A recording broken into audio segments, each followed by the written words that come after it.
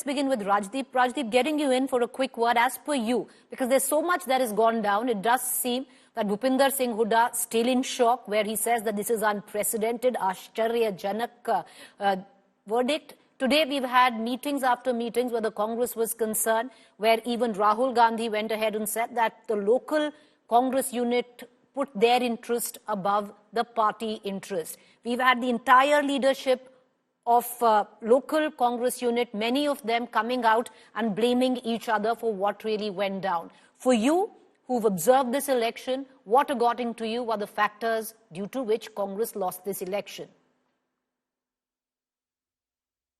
Look, I think there isn't one factor that is responsible for what went wrong for the Congress in Haryana. We are a first past the post system, and the BJP did benefit from the fact that while their vote share increased only marginally, the Congress's vote share increased substantially. But the BJP was able to corner a large number of the narrow competitive seats because they ensured multipolarity, put in a lot of independent candidates. The Congress had a lot of rebels who damaged the party, which the Congress was unable to contain. And the Congress did not recognize that an aggressive Jat face would mean that there could be a consolidation among other non-Jat communities. And I think where the Congress got caught off guard is particularly when a section of the Dalit vote, which had come to the Congress in the Lok Sabha, drifted away from it. I don't think the Congress was able to comprehend what was happening. You could argue there was an element of overconfidence, hubris, and right from ticket distribution to accommodating allies, I think the Congress failed to get the ground game right. And the BJP, to its credit, also course-corrected after the Lok Sabha. So while we can single out the mistakes of the Congress, let's also give credit to the BJP, which worked hard on the ground to get their organizational ground game right after reverses in the Lok Sabha. It's a combination of both, Preeti.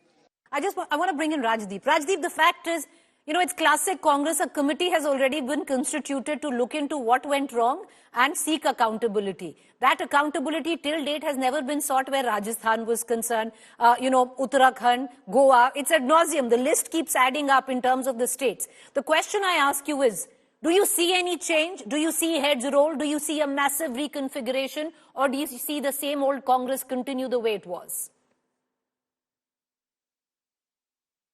Well, there's a lot of, as I said, there's introspection. There's no doubt that introspection, and you mentioned this meeting that's taken place at Mallikarjun Kharge's residence where we are told some of these issues have been raised. Why did Kumari Shelja feel so miffed that she didn't even actively campaign?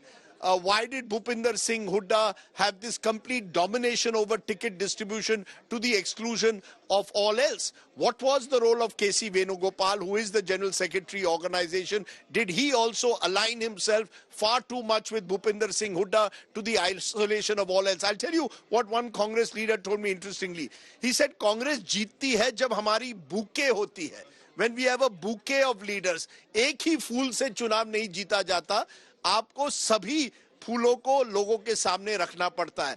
Because at one level, Rahul Gandhi speaks of a caste census and OBC empowerment, but where were the OBC and Dalit leaders showcased on the ground? So I think there is introspection that the Congress will have to do, but there's no time for it, Preeti. You've got Maharashtra coming up in 5 weeks' time. So I think all the mistakes that the Congress made in Haryana, can they rectify them in time for Maharashtra? That's the real challenge, I think, facing the Congress. And K.C. Venugopal's task now will be to show that what he got wrong in Haryana, can he get right in Maharashtra, where one of his men, Ramesh Chennithala, is the man in charge. But Rajdeep, very quickly before we let you go. So nothing's really going to change. That's what you're saying. There is going to be introspection, but there is going to be absolutely no responsibility or accountability fixed.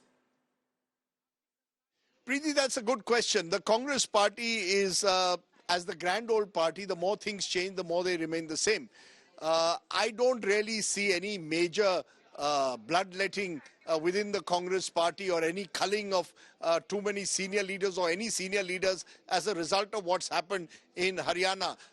The Congress still believes that, or seems to believe, that Haryana was a hyper-localized election and is therefore a bit of an aberration. They would like to test the waters in Maharashtra and Jharkhand before suggesting in any way that any individual leader has to be blamed at this stage. The mantra seems to be collective responsibility.